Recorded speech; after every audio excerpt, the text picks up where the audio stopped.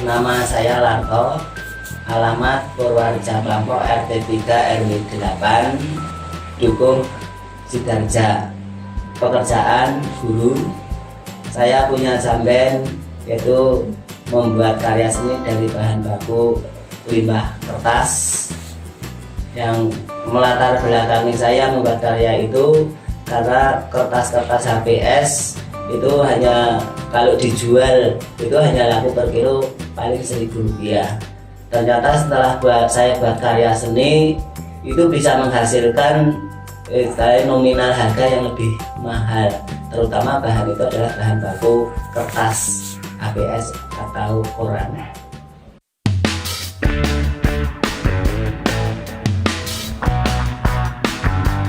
Ya, pertama-tama saya mempunyai gagasan itu karena banyak sekali kertas-kertas yang berhamburan, terutama itu pada waktu kita ngeprint atau fotokopi yang sudah tidak terpakai, sehingga saya gunakan untuk karya seni memilin atau lintingan. Ini berbagai macam lintingan ada, tapi yang jelas di situ hanya ada dua, yaitu lintingan rata dan lintingan miring. Kemudian setelah itu saya mencoba membuat karya yang lebih besar, yaitu dengan menggunakan bahan koran.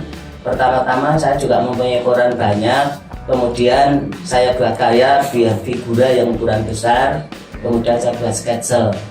Ternyata hasilnya banyak yang tertarik dan laku terjual dan harga yang fantastis, sehingga saya harus membeli koran itu dari pelanggan-pelanggan koran. Dari pertama itu harga per kilo 1.000 sampai sekarang itu mencapai 5.000.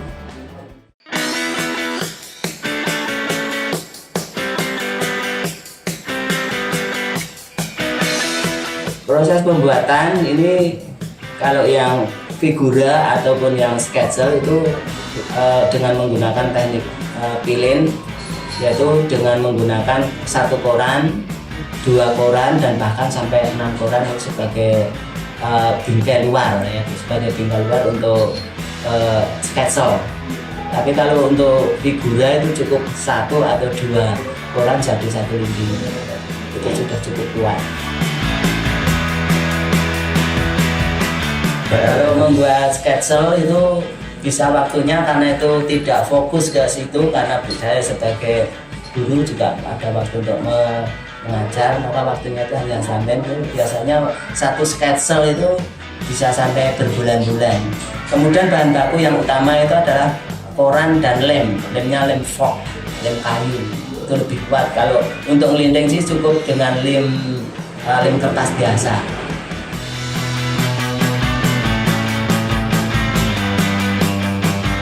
Nilai jual itu ya relatif ya, yang namanya nilai jual itu bagi yang senang. Saya menawarkan sketsel kemarin itu 1,5 juta tanpa ditawar. Kemudian untuk guci itu karena saya juga belum tahu pasarannya, dan saya juga memang hanya mencoba-coba. Itu satu guci itu saya jual 250 ya, ukurannya ya sedang.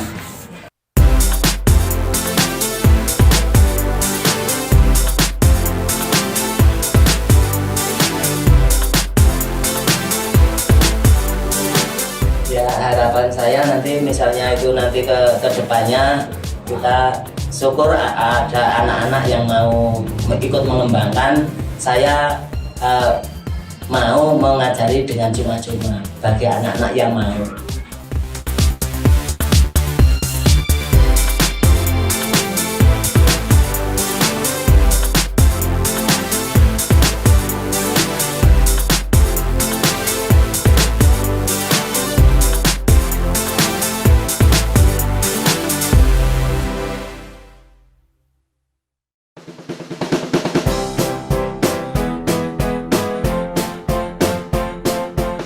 Saya Ibu Diapito Anggraini dari PKK Desa Kalimandi ingin memperkenalkan abon nangka produk PKK Desa Kalimandi.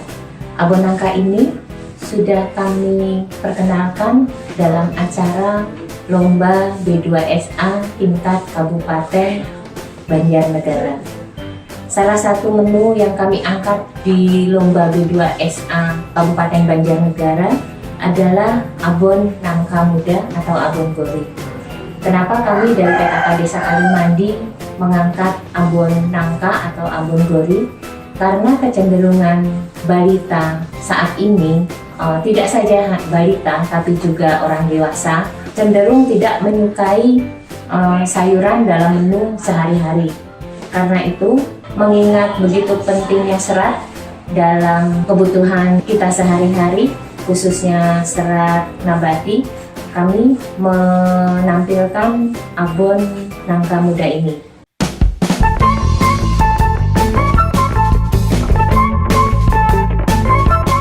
Di proses pembuatan abon nangka muda ini amat sangat mudah.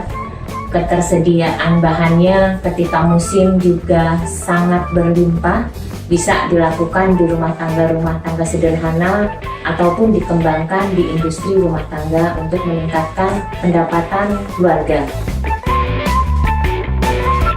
Bahan pokoknya adalah gori atau nangka muda ini. Untuk kemudian ditambahkan bumbu-bumbu. Sebenarnya dalam hal ini bumbu-bumbu relatif, dan pada dasarnya butuh inovasi dan butuh kejelian ibu-ibu dalam membuat ragam macam olahan abon nangka ini.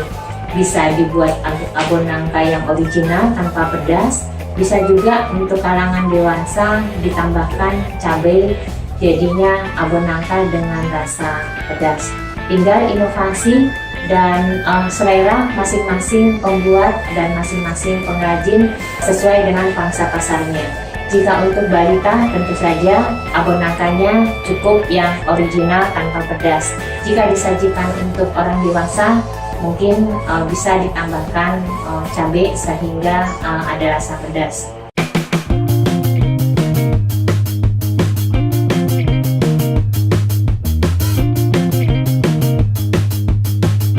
Begitu mudahnya abon nangka ini dibuat, tidak membutuhkan alat yang terlalu beragam, hanya alat-alat rumah tangga sehari-hari, dan prosesnya amat sangat mudah untuk dilaksanakan sehari-hari.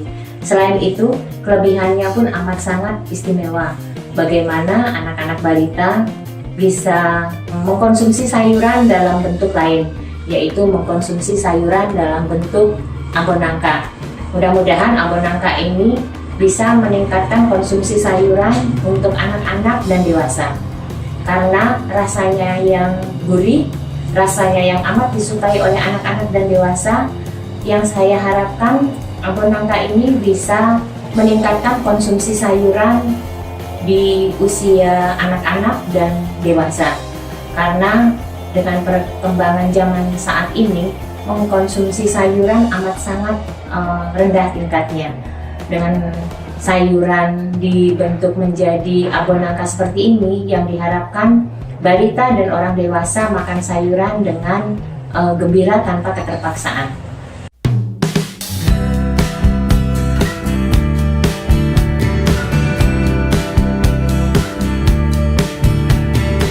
Dengan kami menciptakan abon gori atau abon nangka muda ini, yang diharapkan bisa meningkatkan nilai ekonomis nangka muda, juga bisa meningkatkan pendapatan keluarga ibu-ibu di Desa Kalimandi khususnya dan Kecamatan Purworejo Klampok pada umumnya. Harapan kami ketika kami membuat abon nangka ini, ingin agar gori atau nangka yang sepele dan tidak mempunyai nilai ekonomis yang tinggi, jadi mempunyai nilai ekonomis yang tinggi dan berguna bagi masyarakat pada umumnya.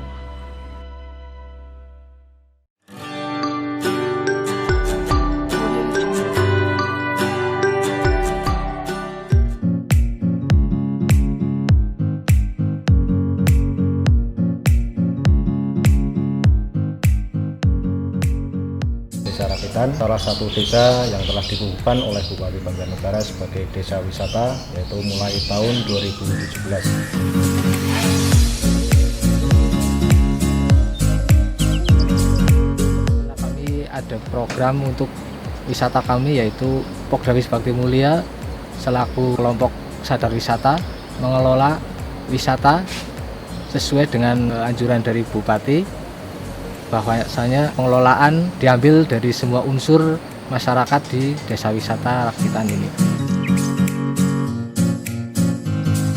pun kegiatan di desa wisata Desa Rakitan, antara lain kita punya destinasi wisata yang berupa Gua Alam Watu Payung, kemudian kita juga punya river tubing dan juga rafting.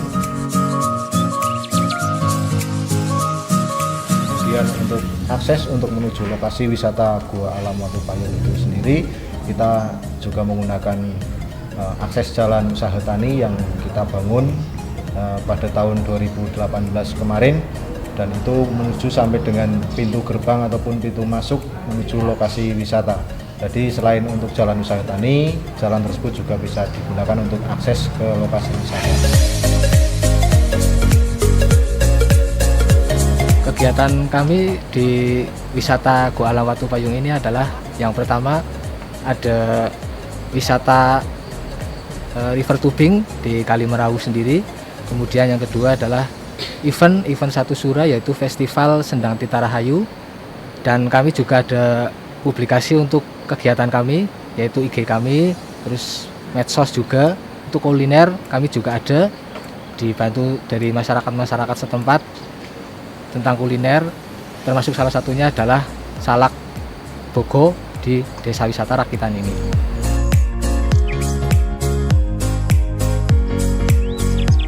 Untuk dukungan dari pemerintah desa sendiri, hanya kita selalu support untuk kegiatan desa wisata ini, yaitu yang pertama untuk kegiatan tubing kita support dari APBDes untuk pendanaan, yaitu kita support untuk pengadaan peralatan, yaitu mulai dari ban, kemudian tali, kemudian peralatan safety lainnya kita anggarkan melalui alokasi dana desa ataupun ADD.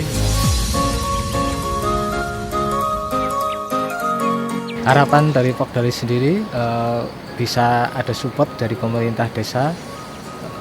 Mungkin dari pemerintah desa bisa membantu untuk anggaran kedepannya, prasarana-prasarana yang menunjang kegiatan kami di Desa Wisata Rakitan ini, dan kemudian bisa lebih dikenal oleh masyarakat Banjarnegara pada umumnya, dan mungkin bisa go nasional di tahun-tahun kedepannya. Itu harapan kami dari Pokdalis.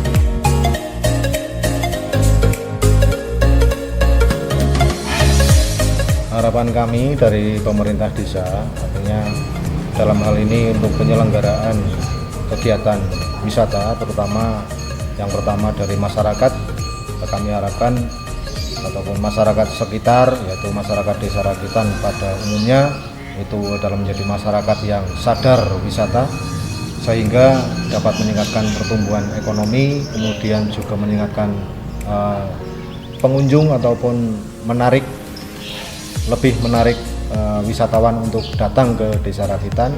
Dan juga dari pihak kecamatan, kemudian dari pihak kabupaten, kami juga mengharapkan dukungannya. Kemudian untuk event-event yang selanjutnya kita selalu dilibatkan, yaitu untuk kegiatan festival desa wisata. Kita berarti sudah 2 kali untuk mengikuti kegiatan event tersebut, dan harapan kami event tersebut lebih dilaksanakan secara rutin ataupun dalam 1 tahun mungkin bisa dilaksanakan 1 atau 2 kali, sehingga untuk memperkenalkan desa-desa wisata, terutama desa kami, Desa Rakitan, sehingga bisa dikenal oleh masyarakat luas, dan wisata di Desa Rakitan ini bisa berkembang dengan lebih baik, sehingga dapat salah satunya yaitu untuk meningkatkan pendapatan asli desa, karena sampai dengan saat ini kita dari desa memang belum mendapatkan kontribusi dari kegiatan untuk desa wisata. Kita baru dalam tahap perintisan, sehingga kita untuk mensupport kedepannya adalah untuk meningkatkan perekonomian, baik perekonomian masyarakat sekitar ataupun juga meningkatkan pendapatan asli desa.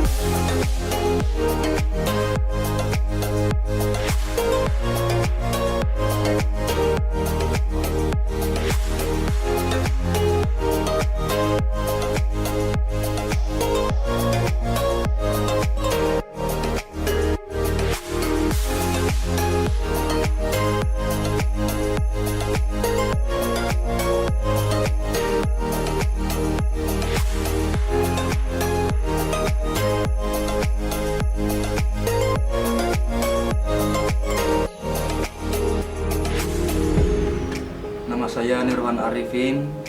Saya sebagai pengrajin seni bambu di Dusun Pandan Arum, Desa Giritirta.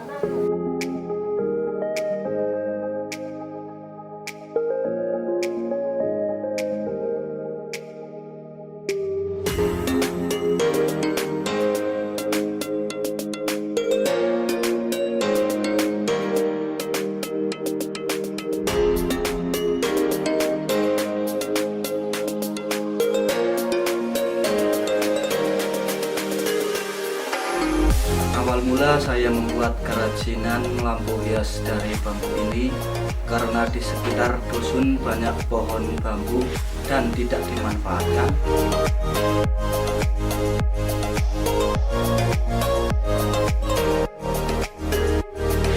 Akhirnya saya beserta teman-teman berinisiatif untuk memanfaatkannya.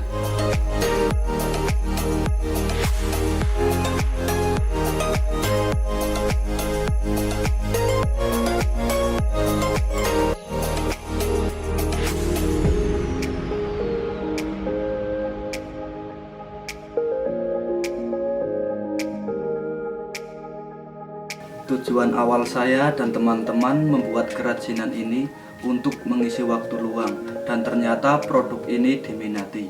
Akhirnya kami memproduksi untuk dipasarkan.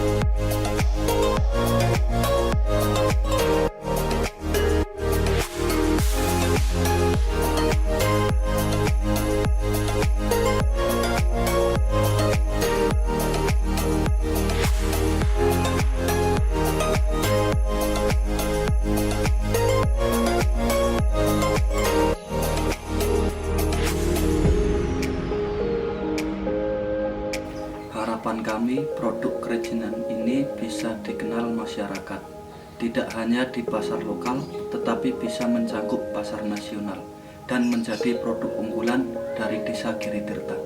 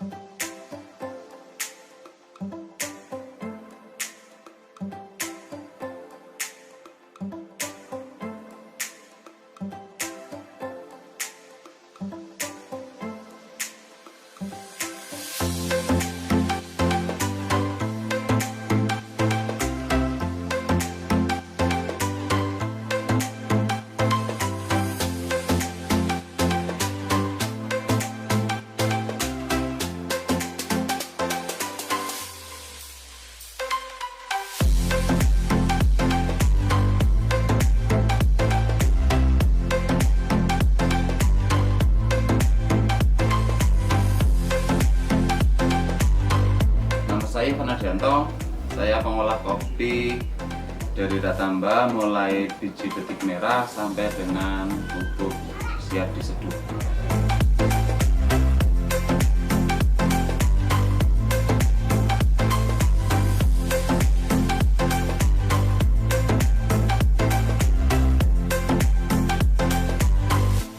Berawal dari kondisi tanah yang kritis di Desa Ratamba dan sekitarnya, di situ saya berpikir bahwa menanam kopi adalah solusi pencegahan erosi tanah.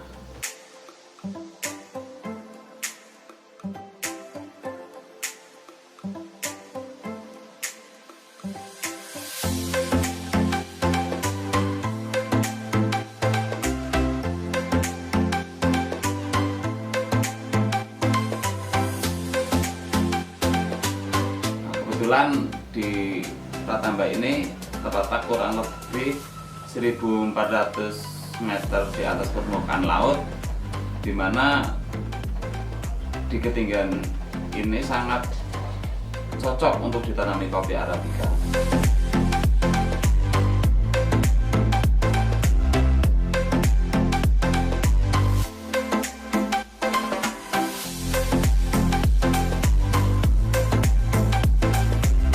Kebetulan kopi Arabica Ratamba mempunyai keunikan cita rasa yang berbeda dengan daerah lain, sehingga sangat layak untuk dikenalkan keluar daerah.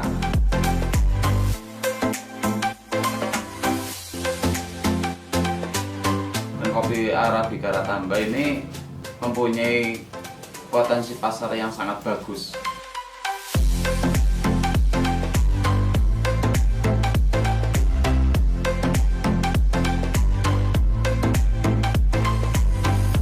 Saya semakin banyak masyarakat yang berminat untuk menanam kopi sehingga produksi di lahan meningkat.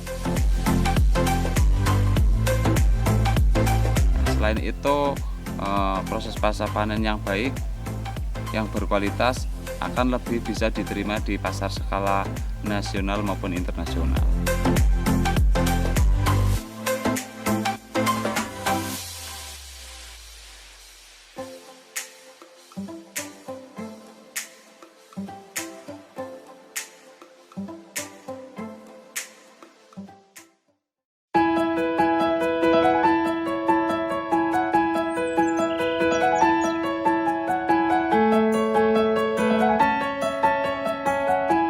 Assalamualaikum warahmatullahi wabarakatuh.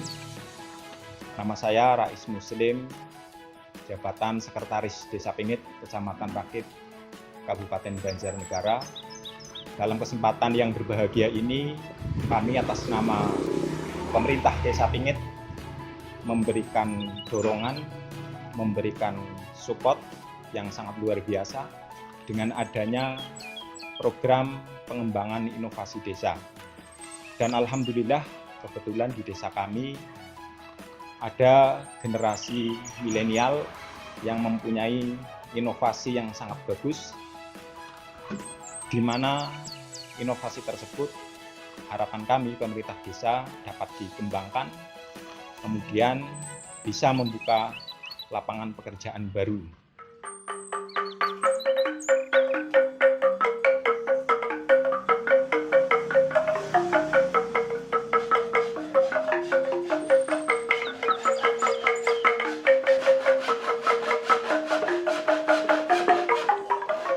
Nama saya Vika Ardianto, umur 21 tahun, asal Pingit Rakit, Banjarnegara. Kalau awal mula berasal dari pembuatan iseng-iseng miniatur angklung dari bambu dan pembuatan kapal dari kayu. Dan itu dulu sih tapi udah berhenti, dan selang beberapa bulan timbul lagi pikiran pengen bikin apa yang belum ada di Banjarnegara. Mungkin dari internet, bisa dari internet, soalnya kan daripada HP-nya dibuatin buat yang nggak berguna, jadi buat nyari informasi atau nyari ide-ide yang lebih berguna lagi. Ya, soalnya kan di Banjarnegara itu kan belum ada kan. Nah, kebenaran juga saya senang mencoba hal-hal yang lebih baru gitu. Masalahnya ya paling baru orang-orang sini aja sih, belum sampai yang keluar kota atau gimana gitu, belum ada. Kalau harapan semoga pasarannya bisa lebih baik, lebih jauh, dan lebih ada nilai jualnya lagi. Untuk teman-teman saya harapannya semoga makin berkreasi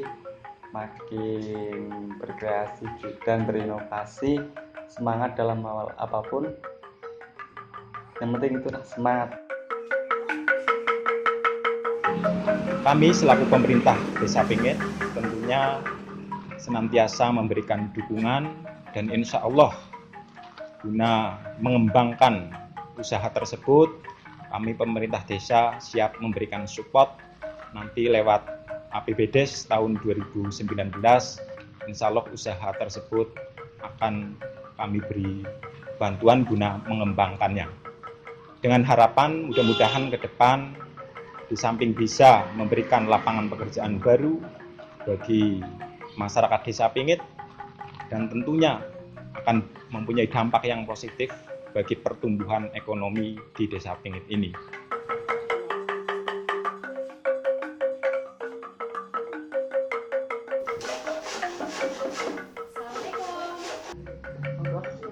Ini Mas pesananku Mas. Ini tidak Doraemon kan? Oh iya sih. Piknya? Iki piro iki? Iku 80.000. 80.000. Iki sing aki juga apik iki. Iki apa cuma wis dipesen wong, Bu. Oh, wis pesenane wae. Paling sing kita bunga. Oh, sing bunga. Sing iki bunga. Oh iya, tapi belum finishing ya. Iya, tinggal lem Oh, iya. Ya wis, aku sing bayar sing iki disit ya. Oke, Ya, siap. tolong ya. Bungkus ya, Bu. Ya. Iya. Oke, ya. Kita ya. Suwun ya. Sekarang ya. Yuk, iku mau balik kemana nih?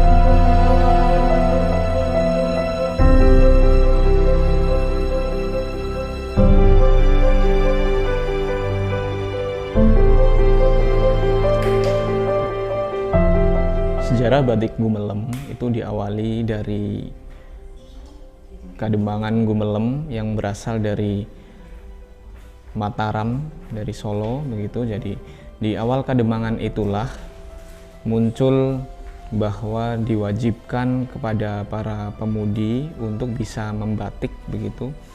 Nah, ketika pemudi bisa membatik baru oleh orang tuanya itu diperbolehkan untuk menikah. Nah, dari situlah bahwa bisa disimpulkan secara pendek, secara sejarah bahwa munculnya batik Gumelem itu berawal dari Kadembangan Gumelem yang berasal dari keturunan Mataram dari Solo. Nah, dalam perkembangannya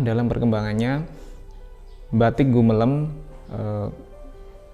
sudah sangat perlu diregenerasi, melihat bahwa yang berkembang saat ini adalah bahwa yang memegang kelompok-kelompok pembatik ataupun pembatik itu adalah didominasi oleh para orang tua atau ibu-ibu yang umurnya sudah lumayan sepuh kalau begitu. Nah, kemudian melihat dari sisi itu, dari saya pribadi berusaha mengembangkan batik melalui regenerasi pemuda. Nah, salah satunya saya terjun ke dunia sekolah, kemudian mengembangkan batik lewat jurusan Kriya Tekstil di SMK Negeri 1 Susukan. Ini mudah-mudahan nantinya bisa memecahkan sedikit masalah bahwa tidak ada regenerasi batik pada Desa Gumelem. Yang menjadi kendala pada proses pembatikan atau proses perkembangan batik di Gumelem adalah tadi, yang satu adalah proses dari regenerasi, kemudian yang kedua yang sering disuarakan oleh penikmat-penikmat batik di sekitar Gumelem maupun Gumelem itu diantaranya adalah bahwa warna batik Gumelem masih sangat mudah pudar. Nah, itu yang masih harus kita pelajari lagi, bahwa di situ kenapa warna itu mudah pudar, kemudian kenapa warna itu cepat sekali hilang ketika pada kain. Nah, sebenarnya itu bisa diatasi dengan kita bisa belajar lebih jauh lagi tentang ilmu pewarnaan. Nah, kiblatnya ilmu pewarnaan kita bisa belajar lagi untuk khusus batik Gumelem, kita bisa belajar ke teman-teman di Pekalongan ataupun teman-teman di Solo misalnya.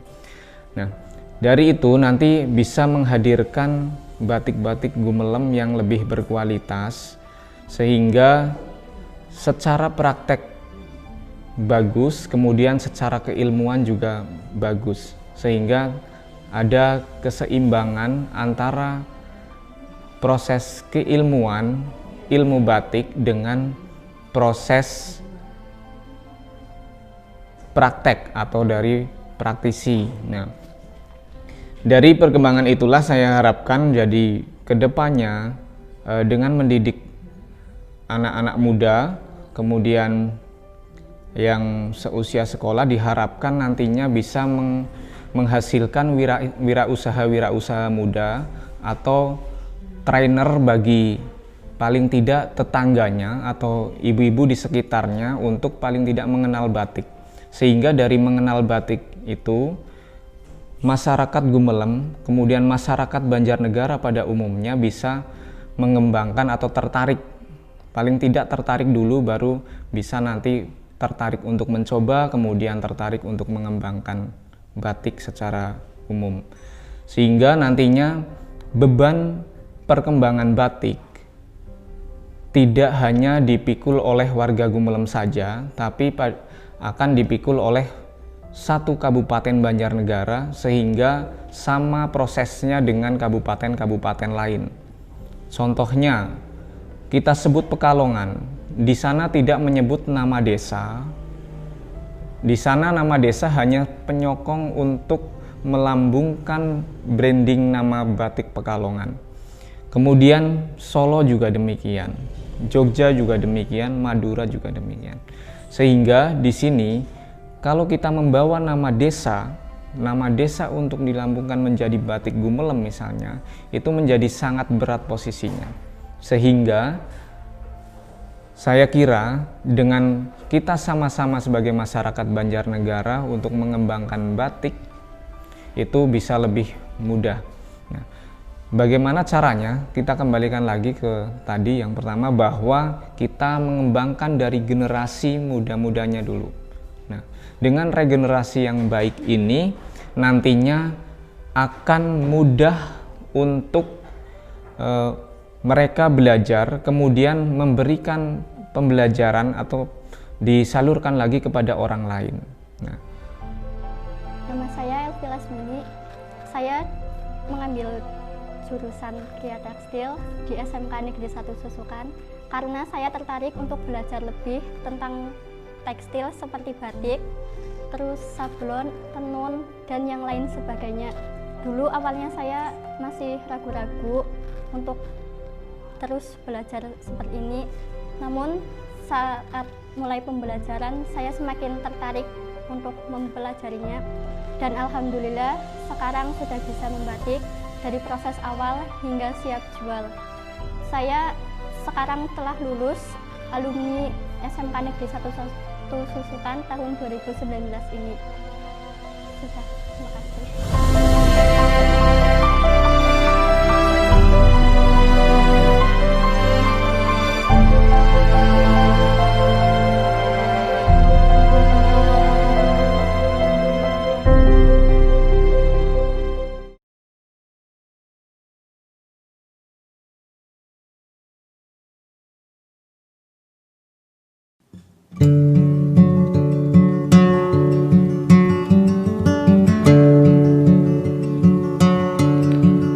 Going away,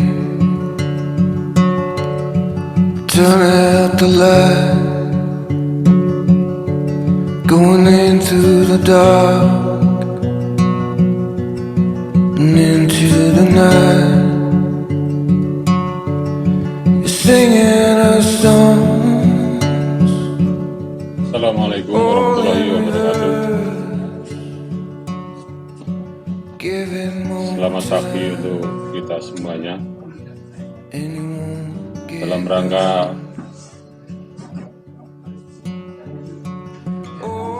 penyelenggaraan inovasi desa, yaitu yang sekarang ada TID atau PID untuk Desa Kalibening adalah pemanfaatan lahan wisata alam Kalianget yang sekarang sedang digarap oleh BUMDes beserta Pokmas yang ada di Desa Kalibening. Pemanfaatan untuk wisata alam Desa Kalianget, Desa Kalibening adalah untuk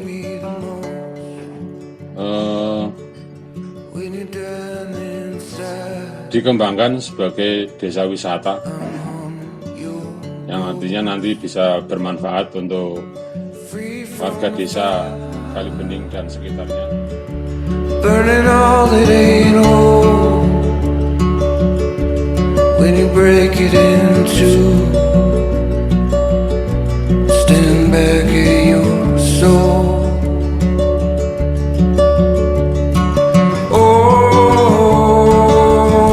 Selamat sore. Ini gambaran dari salah satu fasilitas umum yang sudah kita bangun selama kita menjadi pengelola baru. Untuk lanjutnya adalah fasilitas umum yang mau kita selesaikan adalah pembangunan musola di sebelah sana. Untuk pemandian ini dan itu adalah bantuan dari LH Provinsi. Dulu MCK-nya sangat tidak layak. Jadi kalau kita ada wisatawan atau ada tamu yang mau pakai itu malu. Nah sekarang ya sudah cukup layak lah untuk 4 orang, unisex, bebas dipakai, pakai air panas malah itu. Nah untuk musola ini rencana bulan depan mau kita bangun. Musola yang sekarang ala kadarnya seperti itu. Nanti insya Allah bulan depan kita bikin yang agak rapi, yang cukup untuk menampung beberapa jamaah sekaligus.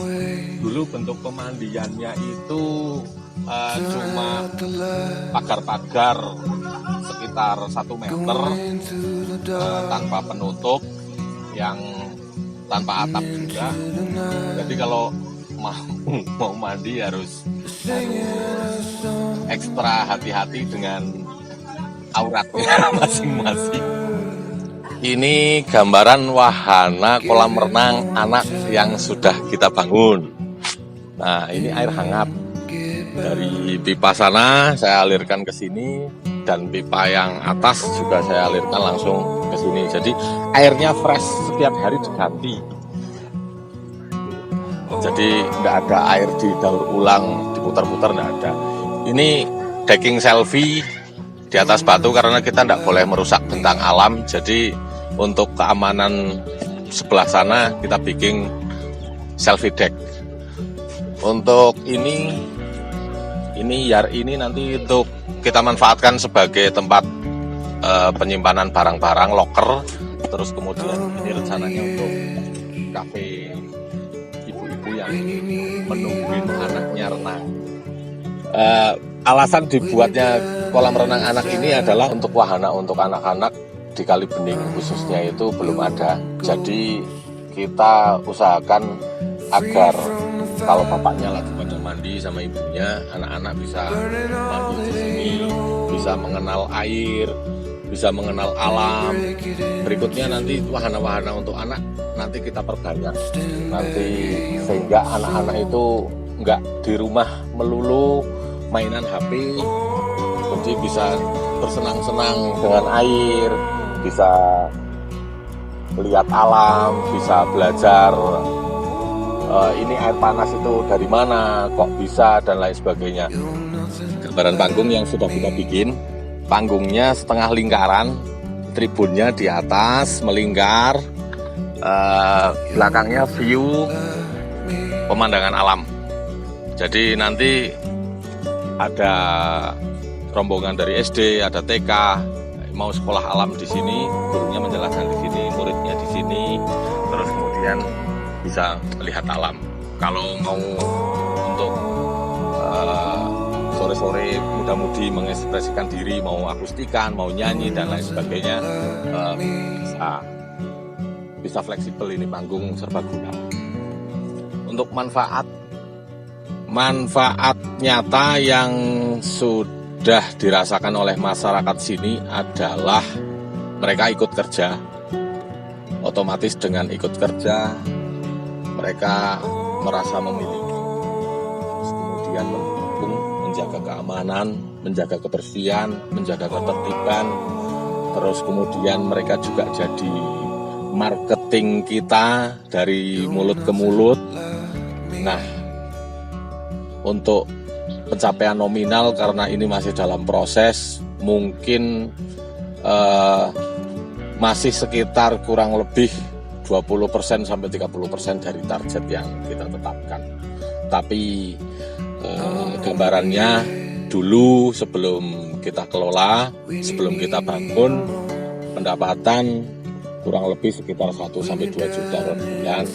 Sekarang 4 bulan berturut naik signifikan, kurang lebih hampir 5 sampai 10 kali lipat. Otomatis dengan pendapatan yang meningkat terus, harapan kita sebagai Pokja dan BUMDes, otomatis BUMDes sebagai investor dapat BIP cepat, terus kemudian cash flow untuk masuk ke ininya juga cepat, untuk pengembaliannya juga cepat, terus kemudian untuk setiap bulannya meningkat dan menghasilkan PADES yang terus-menerus lebih banyak setiap bulannya.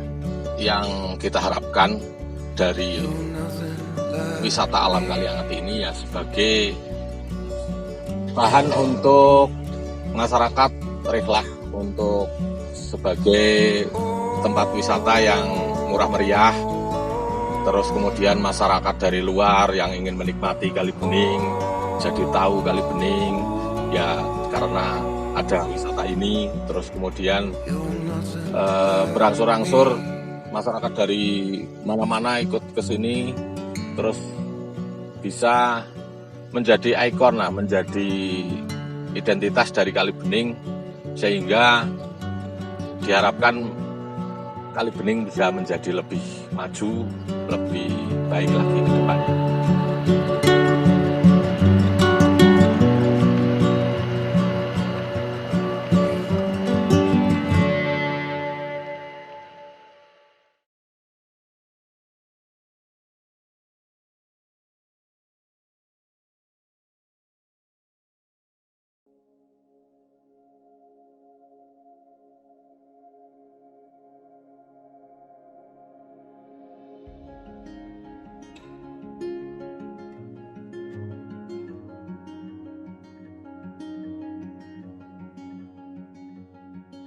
Perkenalkan, nama saya Evi Sri Rezeki.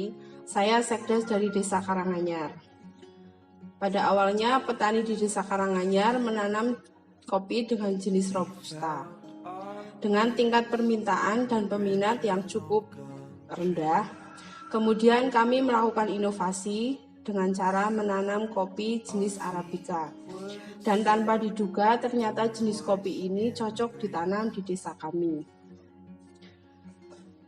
Dengan hasil yang membanggakan, kami memenangkan juara kopi Arabica tingkat nasional di Bondowoso.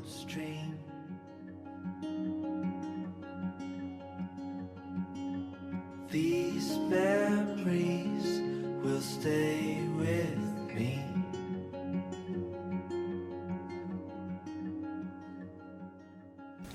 Perkenalkan, nama saya Jito, Ketua Kelompok Tani Sidamuncul, yang kebetulan mengelola perkebunan kopi.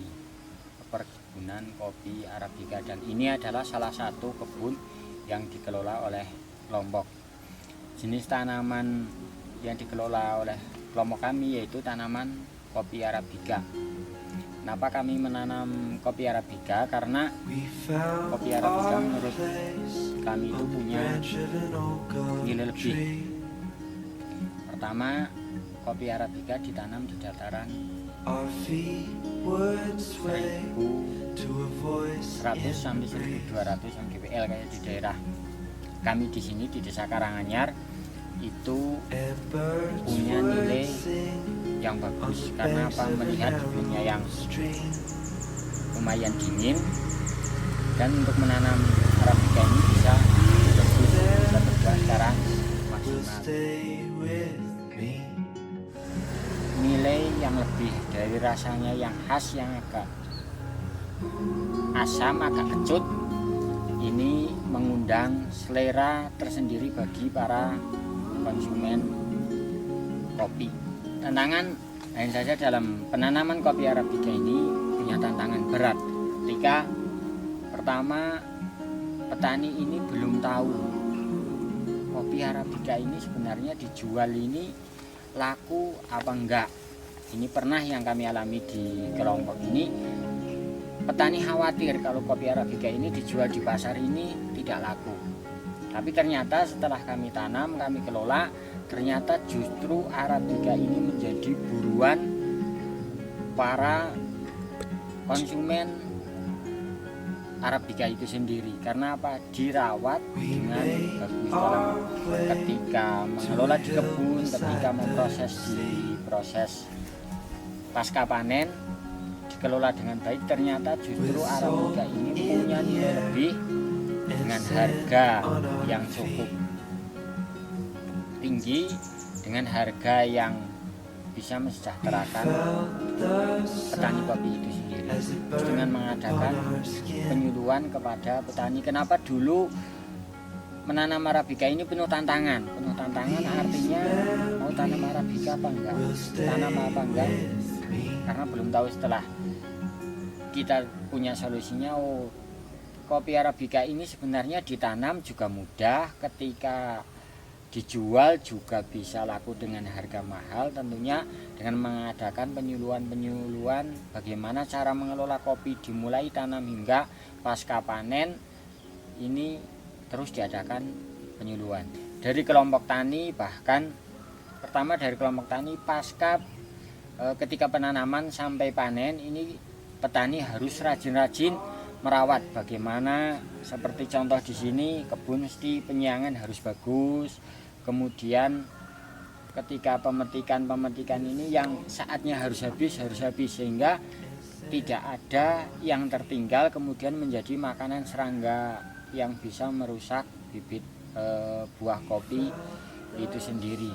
Terus ketika setelah panen pun pengolahan harus bagus, dan itu harus diberikan contoh 1-2, harus ada yang melakukan inovasi-inovasi tersebut sehingga petani ini bisa memahami. Tapi alhamdulillah mulai tahun ini betul-betul petani sudah bisa merasakan kopi Arabica ternyata dijual ke pasar laku pesat.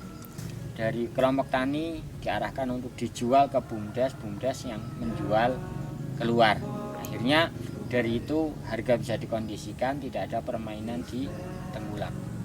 Capainya sudah dicapai alhamdulillah semenjak penyuluhan itu dijalankan. Satu, karena memang musim ini agak menurun ini panen karena memang terkendala oleh musim, tetapi dari harga itu ada kenaikan yang signifikan. Yang dulu dari harga paling 4.000, alhamdulillah kemarin bisa terjual sampai 9.000, itu dalam bentuk seri.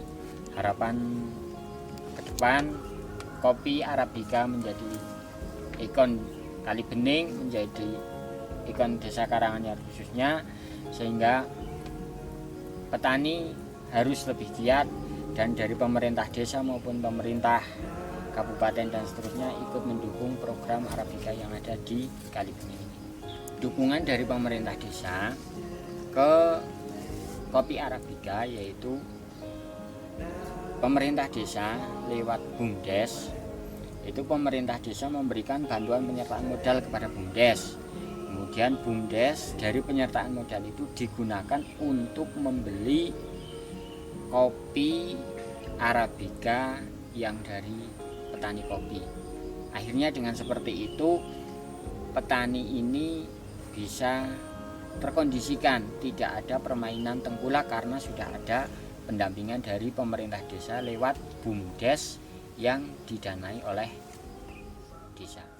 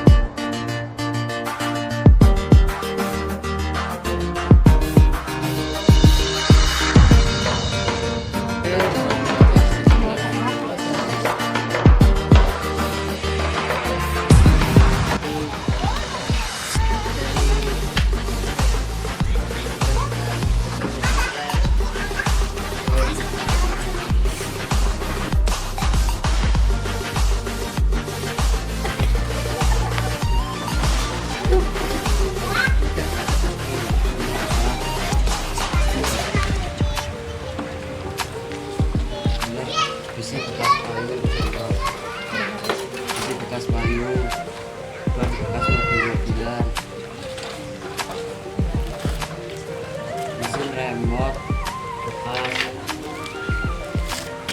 dan kain bekas.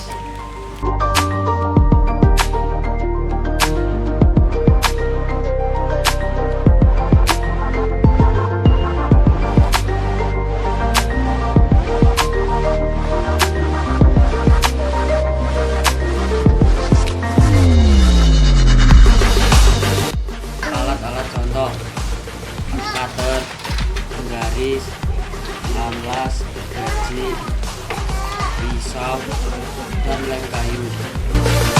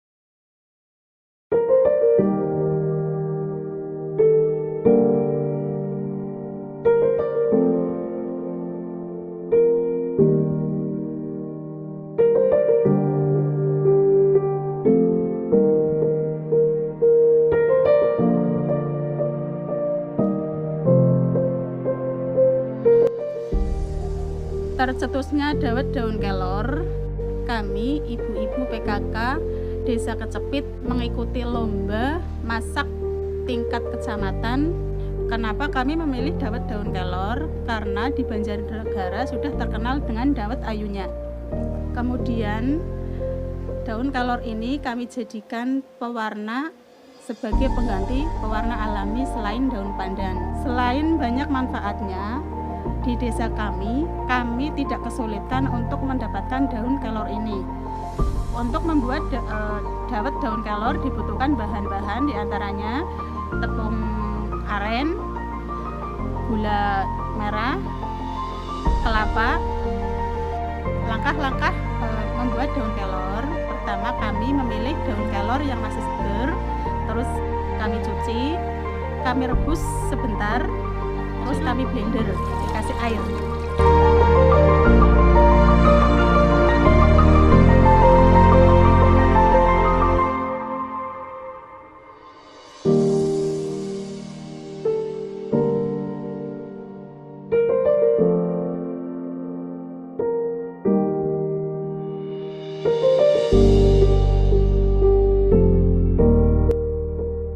Bapak Ibu sekalian, perlu saya sampaikan bahwa pemanfaatan daun kelor untuk pembuatan minuman berupa dawet ini memang awal itu ide dari tim penggerak PKK Desa Kecepit dalam rangka mengikuti lomba di tingkat kecamatan Gumilang.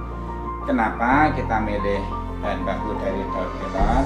Ini disebabkan bahwa bahan baku daun kelor di Desa Kecepit ini sangat banyak, sangat melimpah, dan ini sangat bermanfaat untuk kesehatan kita.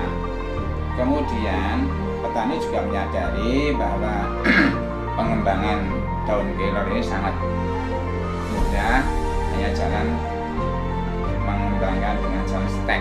Budidaya dengan stek ini akan terus tumbuh. Kemudian ada manfaat yang sangat signifikan bagi kesehatan kita, sebab yang namanya tanaman lokal ini tidak mengandung bahan kimia sehingga sangat baik untuk digunakan.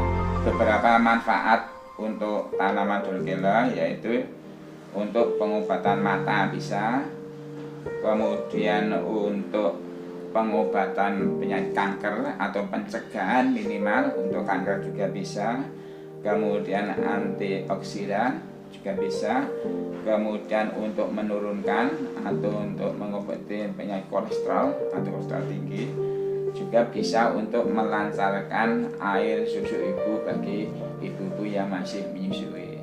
Itu beberapa manfaat daun kelor yang selama ini memang di pedesaan kita sering banyak yang dimakai oleh ibu-ibu. Sehingga sekali lagi potensi yang ada di Desa Kecepit berupa tanaman daun kelor ini dari pemerintah desa sangat mendukung, sangat mengharapkan pengembangan minuman dawet ini bisa berkembang di Desa Kecepit, di mana akan meningkatkan perekonomian di Desa Kecepit. Mungkin itu kaitannya dengan pengembangan daun kelor. Sekali lagi dari pemerintah desa sangat mendukung kegiatan ibu-ibu tim penggerak PKK Desa Kecepit. Dan saya ucapkan terima kasih kepada desa, mudah-mudahan sekali lagi untuk bisa digarap.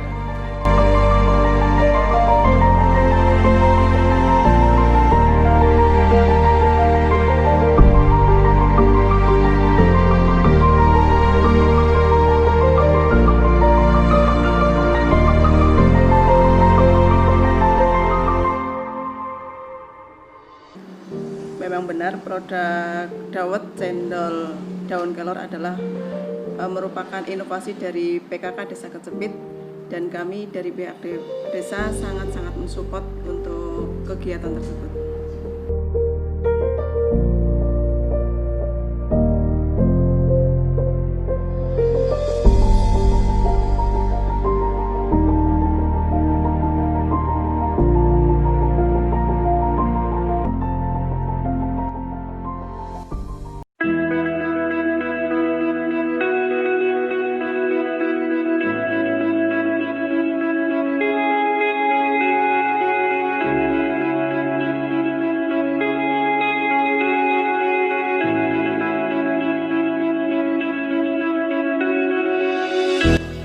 Kami dari kelompok usaha bersama Lancarsari Desa Punggelan, Kecamatan Punggelan, Kabupaten Banjarnegara memiliki inovasi produk keripik pisang sale madu yang berbahan dasar pisang uter. Kami mengembangkan usaha ini melibatkan ibu-ibu rumah tangga agar memiliki kreativitas dan tambahan penghasilan. Selain itu, keripik sale madu merupakan produk unggulan desa kami. Kenapa kami beri nama produk sale madu?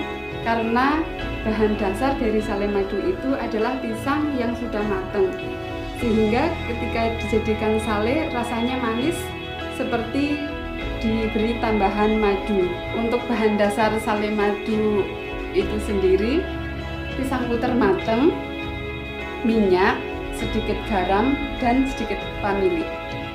Cara pembuatan sale madu: pisang matang kami serut supaya hasilnya tipis-tipis. Kemudian kasih garam sedikit, kasih vanili sedikit, langsung kami goreng sampai kecoklatan. Kita angkat, tiriskan, nunggu dingin, kami langsung mengemas.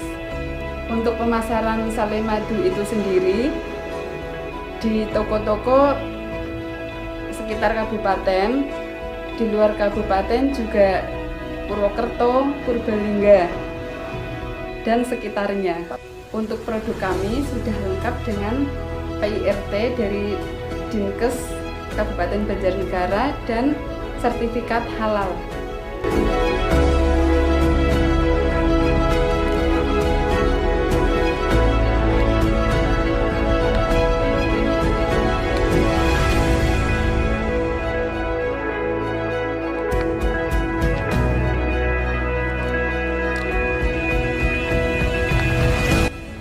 Ya, betul, ada usaha dari kelompok yang memproduksi sale madu di Desa Punggelan, yaitu kelompok Lancarsari. Memang di sini di Desa Punggelan ketersediaan bahan baku yang memang sangat melimpah, terutama di desa kami. Di samping itu juga memang seharusnya dari Lancarsari sendiri itu kepengen bermitra dengan kayak toko-toko dan lain sebagainya. Tapi mudah-mudahan selama ini Lancarsari bisa bekerja sama dengan desa, dan desa selalu bisa menganggarkan kaitannya dengan kegiatan itu. Dan mudah-mudahan untuk ke depan bukan cuma hanya Lancarsari yang bisa memproduksi sale madu, itu bisa ditularkan kepada kelompok-kelompok lain yang mudah-mudahan nanti akan bisa diciptakan lewat dana anggaran dari desa. Kira-kira seperti itu.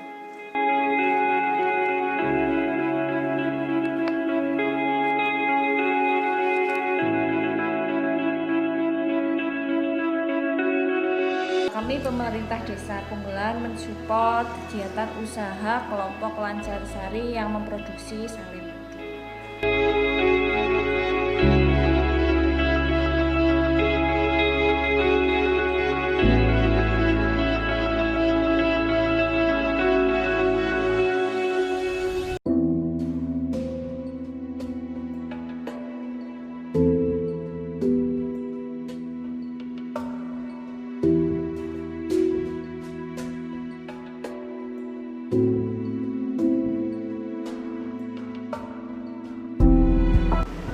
Ide awal adanya ambulan Desa Bolonharjo berawal dari Bapak Tursin Kristianto, Kepala Desa Bolonharjo periode 2013 sampai dengan 2019. Karena melihat adanya permasalahan warga Desa Bolonharjo, terutama warga Desa Bolonharjo bagian atas, kalau mau berobat ke puskesmas maupun ke rumah sakit, biayanya sangat mahal kalau menggunakan jasa rental kendaraan. Maka dari itu pada APBD tahun 2019 dialokasikan untuk pembelian ambulan desa melalui musyawarah dusun dan disetujui dalam musyawarah desa. Tujuan adanya ambulan Desa Bolonharjo adalah untuk mempercepat pelayanan kesehatan bagi masyarakat warga Desa Bonoharjo pada umumnya, dan secara khusus bagi masyarakat Bonoharjo di bagian atas untuk mempercepat pelayanan kesehatan, mengingat keadaan geografis dan jarak tempuh dari warga masyarakat Bonoharjo di atas ke rumah sakit agar lebih cepat. Sesuai dengan peraturan Desa Bonoharjo tentang pemeliharaan ambulan desa, disebutkan bahwa untuk biaya operasional dan perawatan ditanggung oleh APBDes Desa Bonoharjo dan seluruh warga masyarakat Bonoharjo dengan iuran rutin setiap bulannya.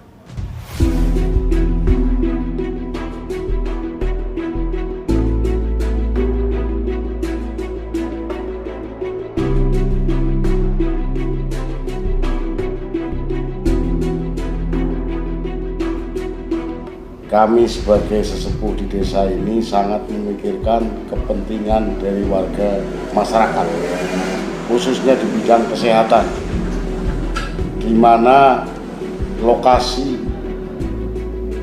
warga masyarakat saya dari ujung utara, dari Delimas, Binangun, Tembelang, Sipoh, itu sangat jauh dengan puskesmas yang ada, sehingga di dalam APBDes kami menganggarkan untuk ambulan desa. Tapi sedikit saya bercerita bahwa pengadaan ambulan desa ini tidak serta-merta karena kita sudah punya dana desa, tidak begitu. Alhamdulillah di tahun 2019 ini kami Bonoharjo mendapatkan dana BANQ 3 titik untuk infrastruktur pengaspalan jalan sebesar 450 juta. Sehingga dengan 450 juta ini jelas dana desa uangnya utuh. Sehingga alhamdulillah berkat hubungan yang sangat baik dengan BPD, LP3M dan tokoh masyarakat, di dalam Musrenbang Des kami memunculkan, sudah barang tentu otomatis ambulan desa masuk dalam RPJMdes desa. Sehingga alhamdulillah dari BPD sangat support, dari tokoh-tokoh masyarakat, dari ketua RT sedesa Bonoharjo, RW sangat mendukung. Dan harapan kami kepada warga masyarakat sudah kami sosialisasikan untuk perawatan, untuk ganti ban, untuk ganti oli, membayar drivernya. Ini kami bebankan kepada masyarakat sebesar Rp500 per kakak se-desa Bonoharjo. Sehingga dengan harapan ini, ketika ada warga masyarakat saya yang sakit, tidak ada pertanyaan berapa saya harus membayar, tinggal yang sakit tinggal kita bawa ke rumah sakit. Begitu juga untuk akomodasi dari para driver, sudah barang tentu kita anggarkan lewat uang yang sudah terkumpul dari warga masyarakat.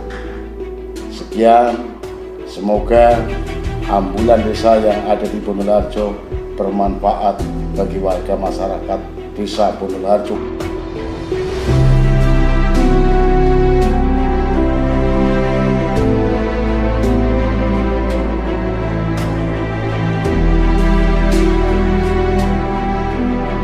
Terima kasih kepada pemerintah Desa Bonoharjo yang telah mengadakan ambulan desa sehingga meringankan beban masyarakat Desa Bonoharjo untuk berobat ke rumah sakit.